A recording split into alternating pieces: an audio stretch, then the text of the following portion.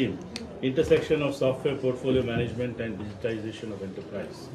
So just to simplify it, this is about how do you manage your software assets in a digital world.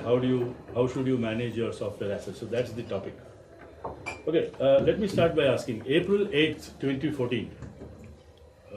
Does that date ring a bell? Something important happened on that day. April 8th, 2014, last year. April 8th, 2014.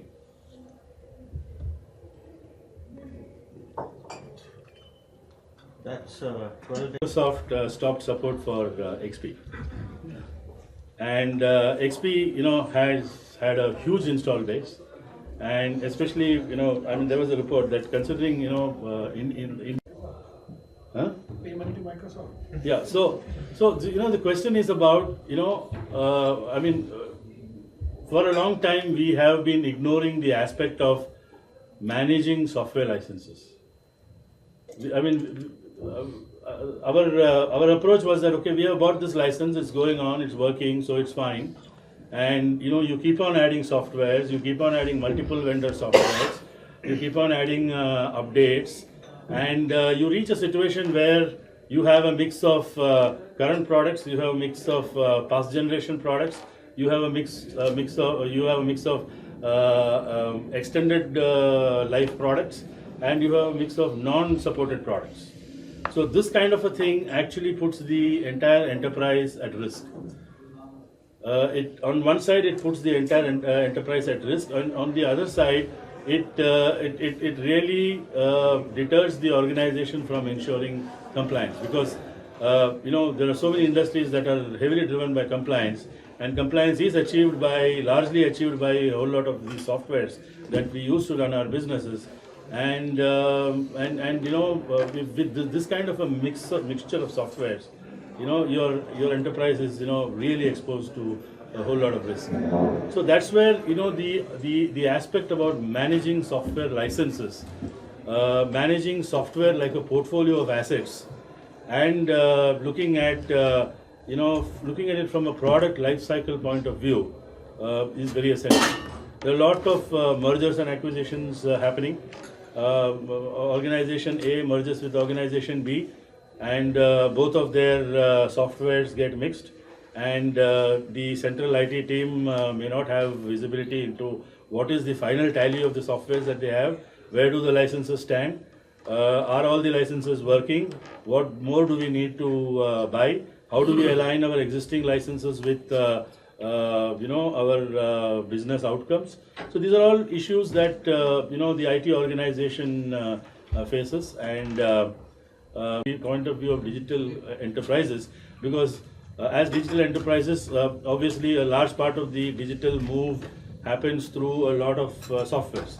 Some of the softwares you would have developed, but a lot of standard ready-made softwares, package softwares, ISV based softwares, they are the tools that organizations use to get into the digital era. And if we are talking about agility and scale and things like that, to succeed in digital era, we need to be able to manage the software well, because that is possibly the most granular level of technology that needs to be managed. So that is broadly the topic today. And I have an expert in this field here, Mr. Mayank Srivastava. He is the managing director of a company called Software One, which deals in this particular area of software portfolio management, licensing management, and software lifecycle management. It's a very, very mature and scientific area. So the idea behind this discussion was to actually understand from you guys as to what is the thought process that you all have been giving to this area until now. What are the challenges because I'm sure you would be dealing with at least 3 or 4. Each of you would be dealing with at least 3 or 4 ISVs, for your standard software products. So how do you actually manage those licenses? And software licenses are a kind of a mounting cost, with so much of updates. And I'm not belittling Oracle here, but I have heard many of the Oracle customers really cry about Oracle's policies on updates and software licensing and things like that. So So as CIOs, you need to be able to, manage this asset. So what are currently some of the practices that you all, follow? And what challenges do you all, face in being able to manage this? Or is it that it is a non-issue still for you? And maybe if it is a non-issue still for you, it could become an issue sometime later. And so we will engage in a discussion, and some very specific points Mayank could, give his expert response. So please feel free to, jump in when you hear specific cases or specific challenges. So let me begin with Ravi. What has been your experience? You have been managing IT at Gati for possibly 10 years plus, and so many packaged softwares you would be having. How do you manage software as an asset?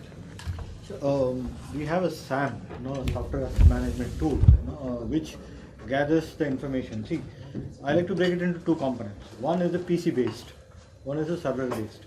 Managing server based is the easiest because either it runs on a core or a server based license. The challenge happens on the PC, and getting the update from the PC becomes very difficult. In terms of a company like ours, which is spread 400 plus locations, and connectivity might be a challenge. So you don't know. Although you have put in a lot of process in place, that means users can't download a software, users can't install a software. But having said all that, without a SAM, it is going to be difficult. Since we have SAM, we are slightly okay. But the challenge comes in interpretations.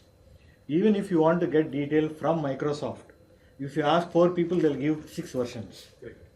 So, and when you look into your SAM, there are software which you don't know it belongs to which company. There are so many software which lies in your PC, which can be because you plugged in a scanner or you plugged in a printer. So segregating what is really licensed, not licensed itself is a massive task. Identifying which are all the licensed one, not. The known ones are very straightforward, if you are saying. And even for the SAM tools, most of the tools don't really pick up everything correctly. There are a lot of things which are in general, and the general list is too long for you to identify whether it is a paid software or not software, which product it belongs to. Getting clarification on those becomes very, very difficult. What about you? I am Samir Chaudhary from Power Grid. Fundamentally, as you told, we have got all proprietary software Microsoft purchased Microsoft Open License policies, MOLPs, and there are gradually different versions as it graduated through definitely there is a huge population, quite a large number of population for XP desktops. We are in the process of replacing them through the latest generation, that to Microsoft only. But on the server side, we are parallelly going for a Linux and Unix operating system software, although Windows Server 2010 and all are there to tackle with the problem. And we are in the midst of implementation of final implementation of ERP. So that has got a different data center with all Unix servers software. So this is how we are dealing with that.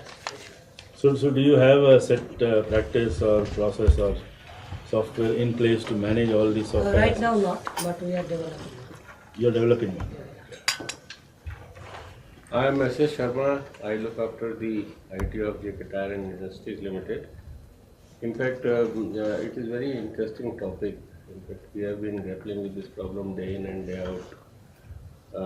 We have also installed the asset manager in our organization. But that asset manager is based on the client which is installed on the PC. And if it is there, it is sensing the pulse. But if it is not there, then it is not. If something goes wrong, if it is formatted, then it is no longer there as part of the network. Now, how to get rid of it? There are 3 things which we have been observing. One is the QA cost. QA cost is so exorbitant that when you start evaluating, you will find that within 3 years you are able to buy another software within the QA cost. Second is that, okay, fine, We have got the older version of the software. Our people are using it. We give them the new version. Learning and unlearning, both the exercise has to be initiated. The third is, that is very interesting, that whatever hardware we have, and if we opt for the new version, maybe the hardware become inadequate to accommodate that kind of update and upgrade. So we have not to upgrade our software, we have to upgrade our hardware along with the software. So both the things have to be simultaneously done in some of the cases. But I agree with Mr. Ravi as far as the server part is concerned. That is not a bigger issue because you see the updates and upgrade keep on happening because the number is also less. So more or less this is the situation. But still we keep on trying our level best to be compliant, try to be lesser at risk. But it is very difficult to say that how much risk we have mitigated and how much is the other part. So that is the situation. Myself, Sharad Agarwal. I'm part of Mr. Sharma's team. I do agree with his views. Additionally, what I would like to add is the asset managing software which are available as of now. We are still to find a solution which suits all the needs. Probably we might see some light in that area because ERPs have been developed. They are best of breed ERP available, but for this SAMs there is still there's a lot of work which probably needs to be done. Good afternoon, everyone. My name is Kishore. I represent KPIT. So, more on software compliance, or to be more precise, the way we look at it at KPIT is each software is coming as an asset to us. So, right from procurement to decommissioning of that software, we need to track it because we want it to be more aligned with the license policies of each and every OEMs or the publisher, we call it, right? So, what do is we take the inventory, as rightly said by the gentleman here, that we take the inventory of the assets which are there in our organization, and we have software shelf portal. So whoever needs a software will be given to him based on the deployment period. So once the period is getting exhausted, he will get an auto-generated list that your software will be uninstalled. So it's a tightly controlled software asset management, more on user computing side. More on server side, I think that's more into IT portfolio, where we give required licenses to the project team or the IT infra team who needs that. We have a separate team who manages all this, so software asset management team. And we are also certified by Verafirm, where I think around 28 or 29 publishers are already listed there. So these people have audited us in the past. So we are on the 3rd year now, and we are completely compliant for all their assets.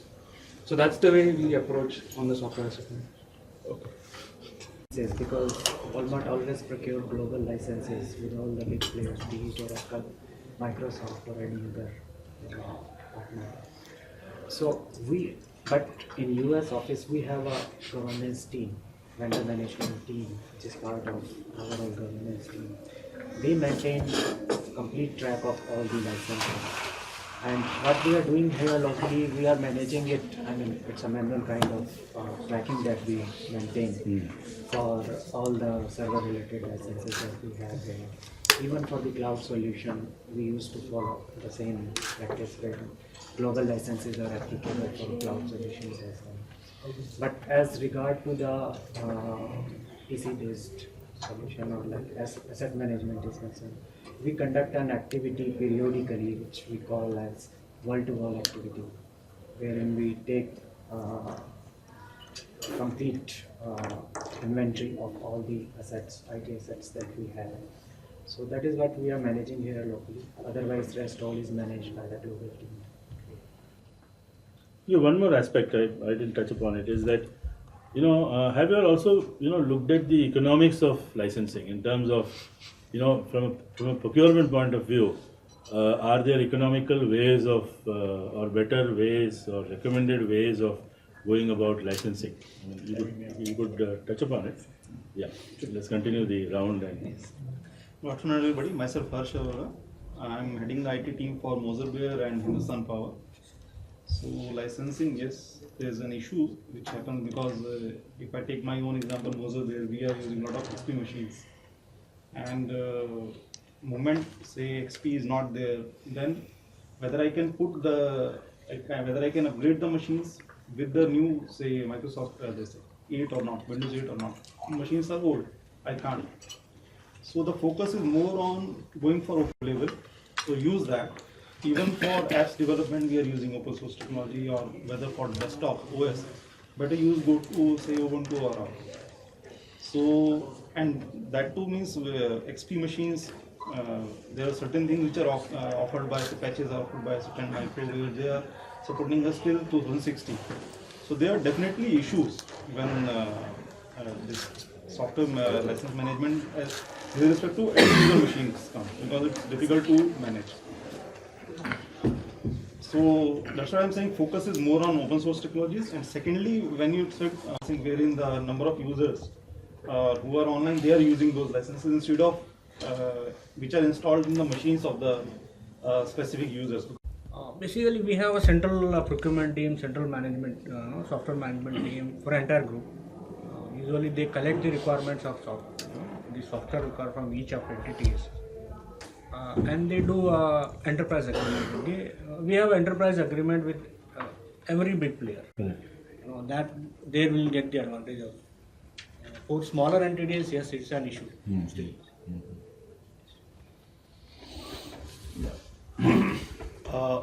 My name is Manish Anand. I work for an e-commerce company, TradeGain, heading their entire IT engineering and product development and all.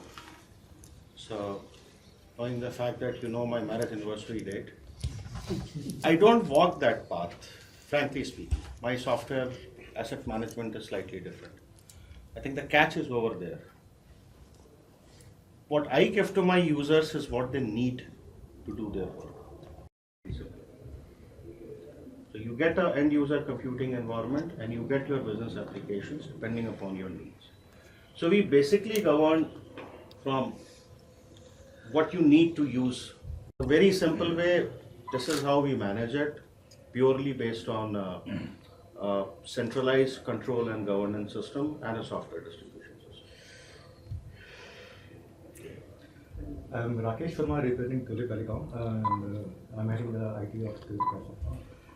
So as far as all the tools, software which are concerned for the business use, so we have a and maintained internally and then working taken care internally. So probably licensing may not come to the picture, but as far as CS server licensing, mostly we are using Linux flavor basically of server. Windows are very few. I think that's a real concern actually. Because sometimes user download something, we don't know which software is, which belong to which particular vendor, that kind of thing. So for that purpose, now we do a kind of a regular audit of the PCs, check all the inventories which is available, try to track. We are not using any kind of a tool, but we try to track manually this is all the thing. Okay, right now the business on the low side, so probably PC front is actually the challenge. Okay. Yeah, hi, I'm Dr. Sunil Gupta, working as Director IT in BRE of Ministry of Steel. Software as an asset has really changed over the last couple of years. Previously, it was basically you had to have a physical asset. Now all leading softwares have its own demand and on cloud basically. So I think in accordance with that, the companies you can say any organizations. How this stuff is deployed today, for the matter like a SQL licensing optimization, there can be SAP optimization, anything. So whatever you can think of, you can bounce it onto us, and we can tell you whether we can do it or not. Mostly we would.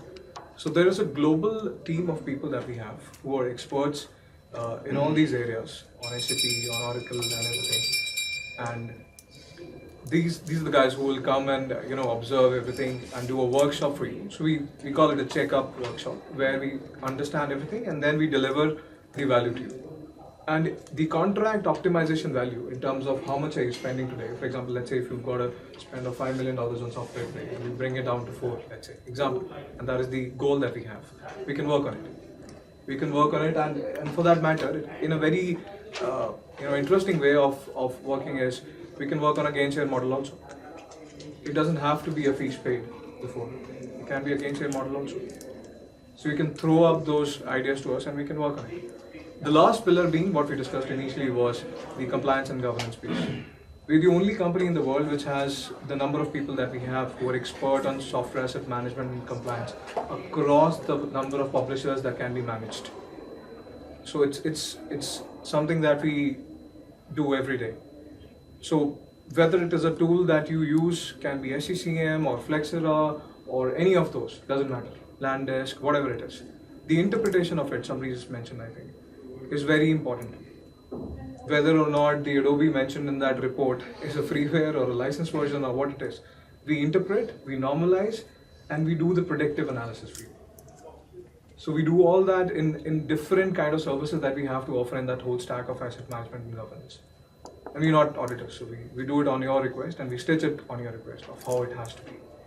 You could profile your risk. Somebody mentioned what risk we have. You could profile your risk. This is a service that we have, risk profiler.